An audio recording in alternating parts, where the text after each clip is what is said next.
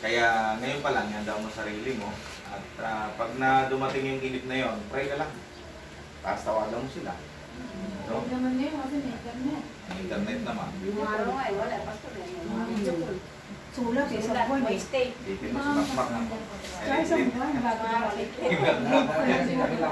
Ang liit lang ni Ay, Makmak wala natin. nang dahil dinadala ko kami sa church, may sa doon.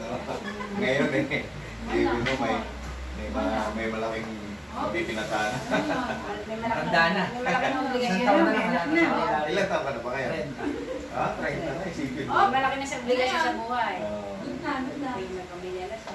Sige po, pag-pray natin, ang Kuya Makmak. Ate, itaas lang po natin kamay para sa Kanya. Thank you, Lord. Thank you, Father. Thank you, Jesus. Dakila't mapagmahal naming Diyos, aming Amang nasa langit, sa pangalan ng aming Panginoong Jesucristo na aming tagapagligtas. Sa patnubay ng banal na Espiritu Santo, kami po ay nagpapasalamat sa araw na ito, O Diyos, sa iyong tugon ng mga panalangin nila at Yoli, Makmak Ugad. Maraming salamat po dahil itong araw na ito, siya po ay babiyahin na papuntang ibang bansa sa Jeddah Ugad. Father God, sa oras na ito, nagsama-sama po kami na dinudulog namin si Makmak Ugad. Lord God, mula sa bahay nito, ingatan niyo po siya. Proteksyonan niyo po siya Ugad, maging ang kanyang tatay Ugad na magdadrive, maghatid sa kanila, lahat ng maghatid sa kanya Ugad. Ingatan mo sila papuntang airport at tunay po na makarating sila ligtas at maging aeroplano ang kanyang sasakyan Ugad. Ingatan mo silang lahat sa kanilang paglalakbay na makarating sila ng Saudi, sa Jeddah Ugad, na ligtas.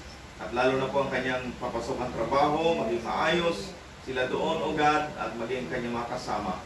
Kaya Amang Banal, mula sa lugar na ito, amin po pinagkakatiwala sa Kuya Makmak Ugad. Ingatan mo sila, nawa ang malusog na pangangatawan ay pagkalugos sa kanya, protection sa trabaho, at ilayin niyo po siya sa anumang kapakamakan, bagos laging kaligtasan, protection ay lagi niyang maranasan sa araw-araw ng kanyang paghahanap buhay.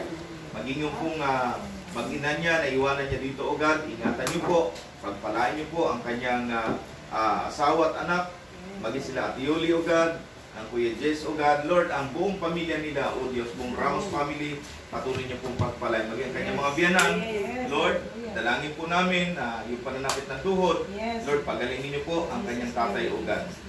Maging anak ni Ding Ugad, dalangin din namin yung bata na hindi magandang pakiramdam, Lord, hipuin niyo po sa oras na ito. Kayo ang Diyos ng dakilang manggagamot, kayo ang Diyos ng himala.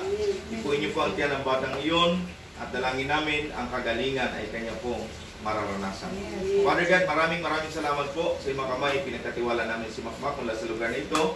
Ang biyaya mo at pagpapala, tagumpay ay kanya na pong tinatanggap sa oras na ito. Maraming salamat, Father God. Ito ang aming nagkakaisang panalangin sa pangalan ng aming Panginoong Jesus na aming tagapagligtas. Amen. God bless, Mak. God bless. Happy